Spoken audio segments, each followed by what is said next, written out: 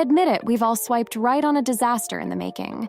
Modern dating is unpredictable. You never know if you'll get a sweet connection or a shitload of trauma. Well, let's just say the stories are legendary.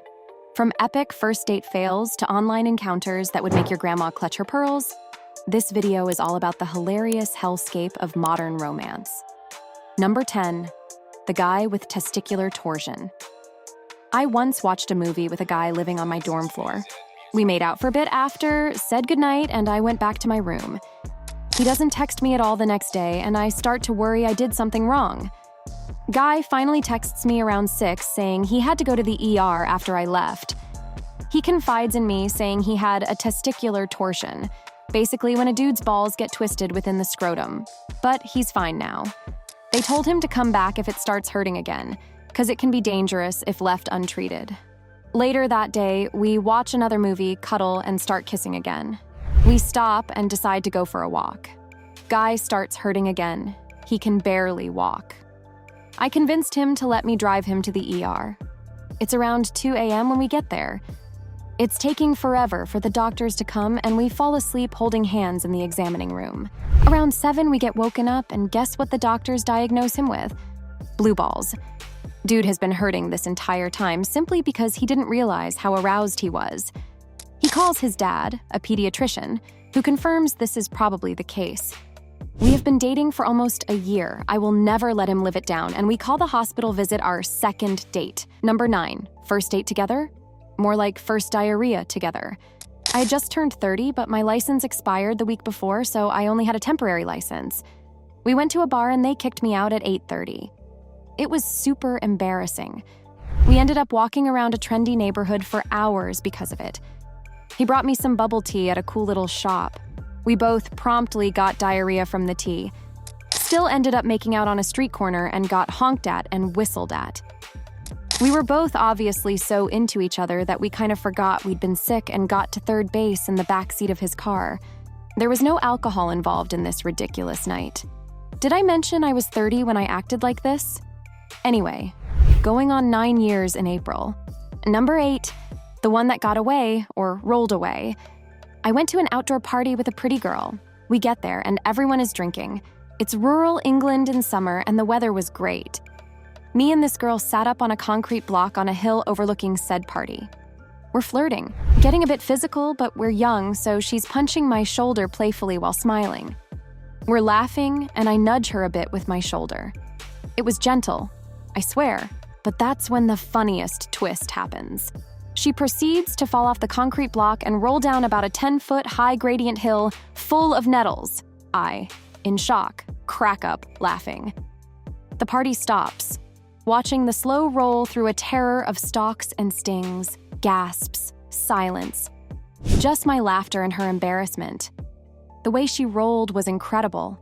She hit every 2-foot-tall nettle possible while wearing a vest. I couldn't contain the laughter. It was more how unbelievable it was. A little playful nudge turned into chaos. She punched me again after I helped her up. In the face. Genuine accident. Genuine comedy role. But before my happy ending could happen, she married my best friend. Number 7, the woman who ignited an onion obsession. I had been dating this guy in college for a while, and I noticed he never liked any condiments on his food and wasn't very creative with any flavors. We went out for pizza, and my half of the pizza had pepperoni, mushrooms, and onions, while his half was regular pepperoni. The next time I see him, he gives me a kiss at the door, and immediately I'm like, at his breath. He goes, I never realized how good onions are. I read that you can eat an onion like an apple, so I tried it. It's actually pretty good. I asked him in shock. You ate a raw onion just now? We didn't last much longer than that. It was so awkward with his newfound onion obsession. And then I felt bad that I'm technically the one that opened that can of worms. Number 6, a date with a man-child. My very first day, I decided to go to the hockey rink that I used to play hockey out with my dad. Me and the guy I met were already being really awkward, even though I know he's a very extroverted person. He then proceeded to ignore me basically the whole time and raced this big guy. Then he decided to race me, a girl who's been in hockey for 13 years, as he was trying to catch up to me. He fell straight on his ass and his head hit the ice. I'm not gonna lie to y'all. I laughed it was karma for treating me like I didn't matter. Number 5, the date with the bland chicken. A guy invited me over for dinner and decided to make fried rice. I'm Asian. But I totally appreciate his effort. He used frozen chicken breast that wasn't thawed and wiped dry properly. It was so bland and chewy. The rice was so damn wet, sticky, and with undercooked grains. He added frozen spinach, which didn't help with the wetness. The only seasoning was some low-sodium soy sauce. The thing is, he kept boasting about his fancy German knife, his all-clad skillet, how he's always picking up recipes as he travels.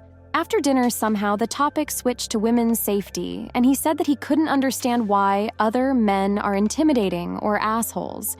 Like he's pretty certain women feel comfortable and relaxed around him. Joke's on him because I actually had pepper spray and a pocket knife in my jeans pocket.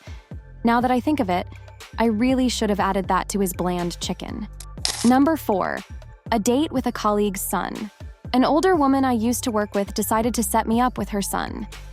He asked if I'd like to come over for dinner. This is not normally something I would agree to, but I did since I knew his mom.